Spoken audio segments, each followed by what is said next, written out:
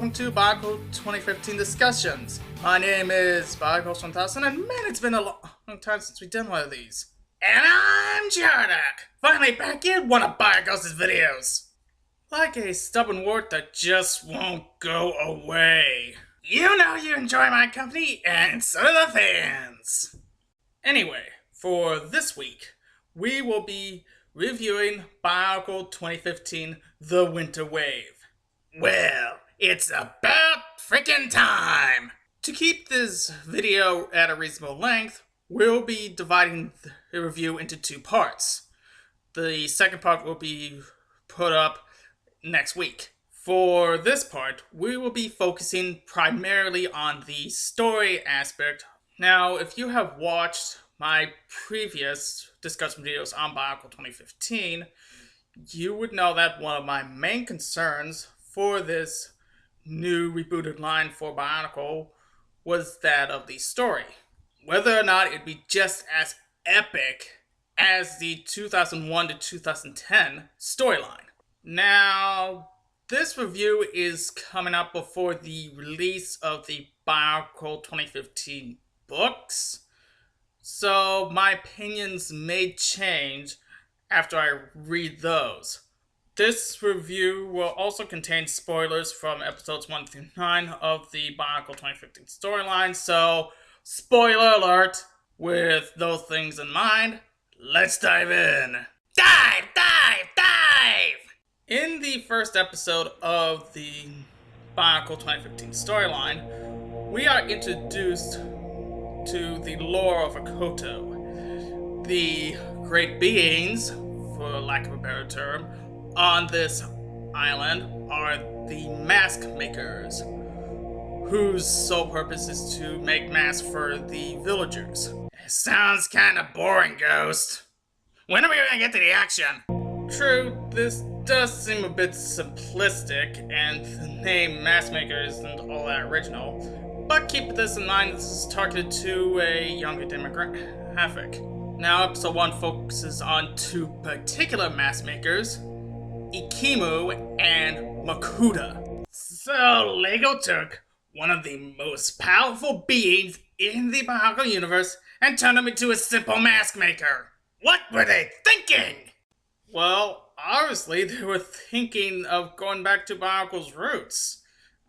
I mean, when Bionicle started, Makuta wasn't really all that powerful. He was more of a malevolent spirit. Getting back on track, not only are Ikimu and Makuta mask makers, they are also brothers. This harkens back to the relationship between Makuta and Matanui in the 2001 storyline for Bionicle. Anyway, both brothers wear a particular mask themselves. Makuta wears the mask of control, while Ikimu wears the mask of creation. Now, Ikimu is the star mask maker of the two. He makes the most ideal masks for the protectors. This does not sit too well for Makuta though, and he devises a dastardly plan to best Ikimu. Now, both brothers create a pact that neither one of them would create a mask with more than one power. That seems rather limiting. Jardak, it is to make sure that no one person can have too much power. Well, Makuta reaches a point where he no longer abides by this rule and creates a mask known as the Mask of Ultimate Power. That's original! Makuta puts it on, it takes control, Ikimu realizes what he did and hits it off, which causes a massive explosion. This puts Ikimu in a deep sleep and makes him lose his mask. In episode 2, the protectors find Ikimu and put him in a sarcophagus. The episode then goes into detail on the prophecy of heroes. Once again, that's original! Basically, this legend states that when times are dark, the 6 protectors perform a sacred ritual, and if the stars align, this summons 6 timeless heroes who will defeat evil and save the island. That sounds real similar to the Bionicle 2001 storyline. Indeed it does. In fact, one could say that this is a bit of a spin on the original 2001 storyline. The heroes are even going so far as to find masks of power, which was the central theme of the 2001 storyline. But enough about overall lore. Let's move on to character design and animation. This is where I feel the episodes truly shine. Sure, it might be a little simplistic, but to me, it's also reminiscent of the old 2001 to 2003 animations. These designs also do a good job of representing the sets, which is crucial for marketing. The individual character profiles are pretty well developed too, in my opinion. Tahu is bold and brash, yet he's probably not the most ideal leader since most of his victories rely on dumb luck. Which is good for him because he is incredibly lucky. Gally is very serene, yet can be forceful if she has to. She can't really tell a joke right though, and she can be rather blunt at times.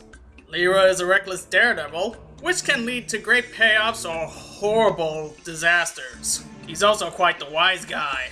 Kopaka is very formal, which can come off as rather cold. Yet he's also a little clumsy, which shows that he's just like every other master. Onua is very strong and wise. Yet he's also gentle and can often be seen sleeping. And Pohatu is a tough vanguard, who can be seen at the front lines of any situation. Except for those that include a dark tunnel because he is afraid of the dark. On a side note, some people have speculated that Pohatu's personality is similar to that of Kopaka from 2001. I personally don't think that is the case. Him being stubborn and serious doesn't necessarily equate to being cold and calculating and distant. Next, let's discuss the Lord of Skull Spiders. Unlike the Masters, the set for the Lord of Skull Spiders isn't as well represented in the animations. This is probably due to the fact that the set version isn't all that spider-like, but I'll get to that in part 2. Now, there isn't a whole lot known on the Lord of Skull Spiders. What is known is that he is controlling these Skull Spiders through the use of a golden mask, and that he is trying to prevent the Masters from collecting their masks. Why he is doing this is, again, unknown. Maybe he's working with Makuta. Maybe he wants the masks all to himself. Only the LEGO team know at this point. Talk about your one-dimensional bad guys! Finally, we get to the quest for the masks of power. Now each Toa has their own mini-clip, which shows them closing in on their masks. However, each mini-clip is structured the same way. Each Toa introduces themselves, give a one-sentence description of themselves, fight through waves of skull spiders in order to get to their golden masks, put their golden masks on, get a surge of power, overwhelm the skull spiders with their new powers, and finally confront the Lord of Skull Spiders, all within the course of roughly 30 seconds. As far as actually seeing them going on the journey to arrive at the Golden Mask, we only really focus on Tahu, because he is the poster boy of Bionicle. Wow, Jodok, you're actually being helpful. I have my moments. Anyway, we barely get glimpses of the other Toa. We also hardly see any of them engage in combat outside of getting close to the Golden Masks. Except for when Tahu just arrived and was ambushed by skull spiders, which was just a series of lucky accidents. Also, the Protector of Fire does most of the fighting once Tahu reaches the Golden Mask. Also, once Tahu puts on the Golden Mask and overwhelms the Skull Spiders, the Lord of Skull Spiders is nowhere to be found in the shrine. Tahu is then directed by the Protector of Fire to go to the ancient temple. There, the Masters meet each other for the first time. Then, Tahu asserts himself as the leader, because he was the leader in 2001 storyline, so why not?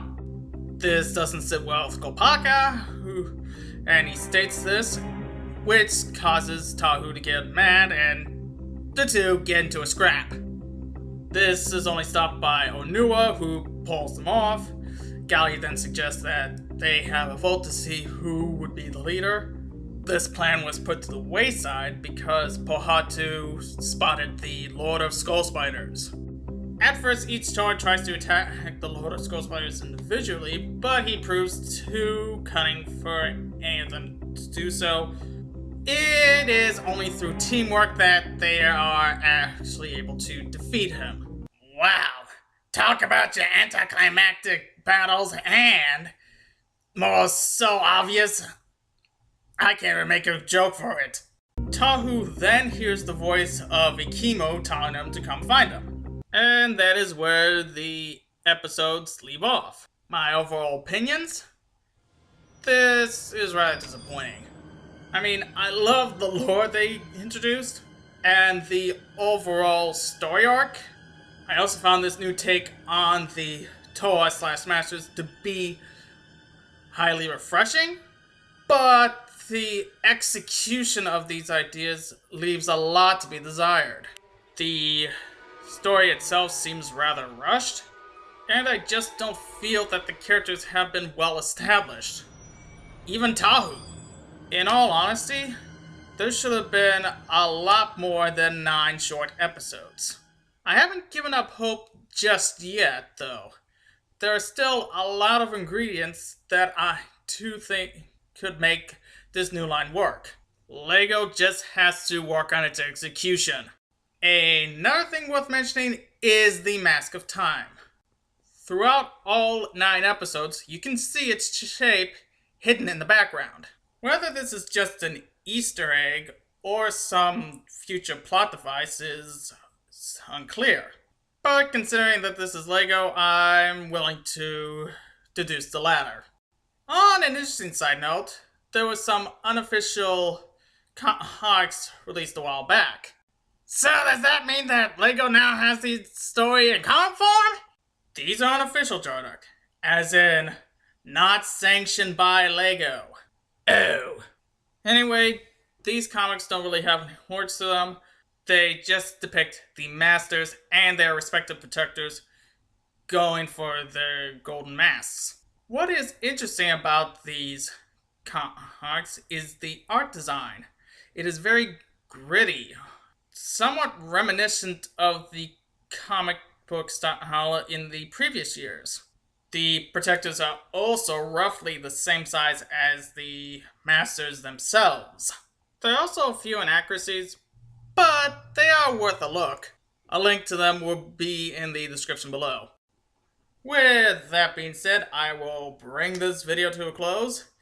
If you feel I made some valid points, or you think I'm flat out wrong, feel free to leave your comment below. Also, I'd like to hear your opinions on the subject. Maybe you'll make some valid points that I glossed over. If you like the contents of this channel and would like some updates for further videos, feel free to subscribe. And today's YouTube Spotlight goes to Auric Horns Inc. for its 3-part video on the problem with OCs and its videos on Project Blue Pact. If you have an idea, feel free to submit it to the project. It is also on Indiegogo. Feel free to check it out there. A link to her channel as well as a video explaining the project will be in the description below. I will see you all next week.